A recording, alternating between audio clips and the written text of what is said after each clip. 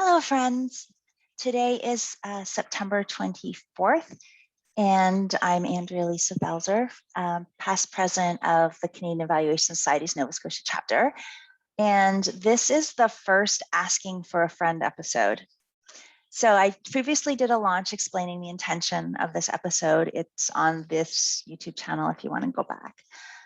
The question today that I'd like to address is the importance of first voice. So September 30th is a day of national reflection for truth and reconciliation.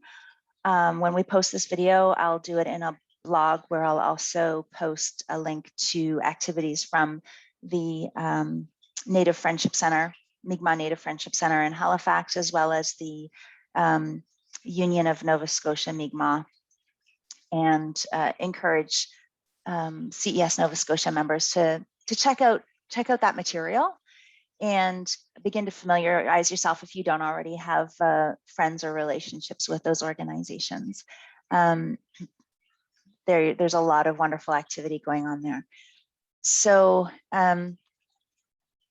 what I'd like to talk about is first voice, and it's a really important foundational concept of how we use language, both in writing and in speaking.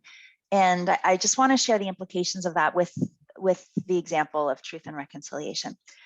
So when I'm trying to catch myself talking about something that I do not have, the authority or the knowledge or any approval from first voice to talk about, I watch when I'm going along in a sentence and I say they. So if I'm going along in a sentence and I say I or we or us, that's first voice. It means that whatever I'm talking about, I consider myself to be having that experience and having that perspective that I'm talking about. When I'm going along in a sentence and I say they, I'm talking about an other. I'm talking about something where I see myself as separate from the experience or the group that I'm talking about. And when that happens, that's a signal to me to pause and say, whatever I was going to say in the second half of the sentence, is it even appropriate for me to express myself or to have an opinion about that? And what was my source of information for that? Because if it wasn't from first voice, if I'm not actually quoting or referring to, when it comes to truth and reconciliation, if I'm not quoting or referring to a First Nation, Inuit, or Métis document, organization, person, the perspective offered by them, why am I even finishing the sentence? So when you're talking in this, I think it's called the second person, you're talking about someone. So most of us have heard nothing about us without us. That doesn't necessarily mean that you burden the people that you know who are in that other group that you identify as not belonging into. You say, oh, and now I have to ask you, and you have to explain this to me, and you have to take your time to come to my meeting.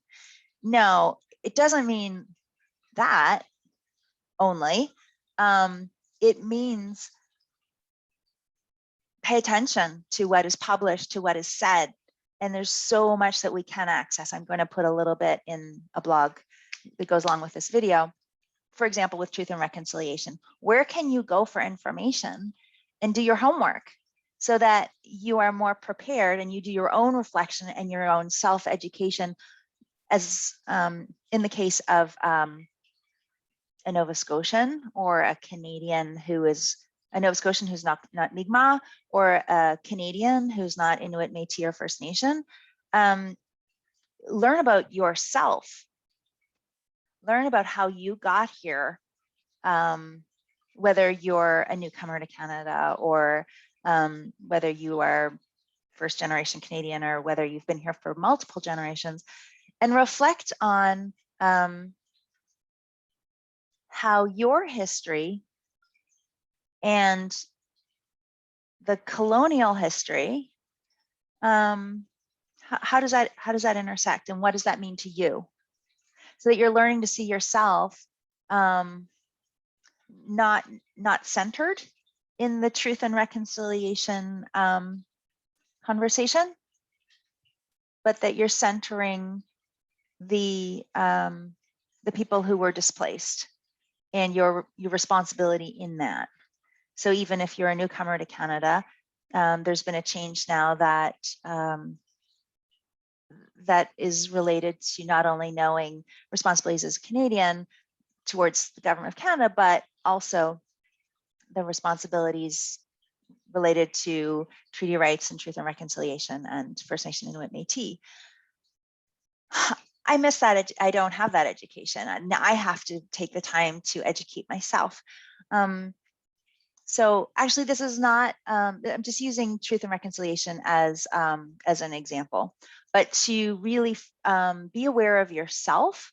And if you're doing in evaluation or in a conversation, and be aware about whether the thing that you're talking about,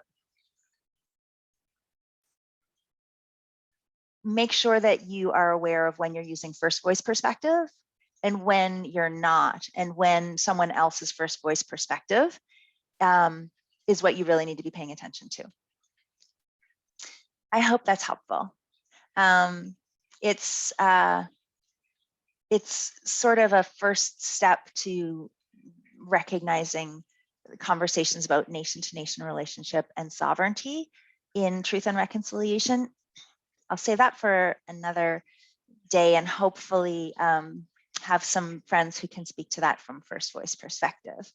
But I'm speaking from first voice perspective as a first generation Canadian, and as somebody who has been working to do some homework and to learn how to stop doing things that are harmful, and to be more ready to learn and get out of my own way a little bit. So I just think that concept of first voice and checking ourselves is applicable to a lot of conversations. So thank you.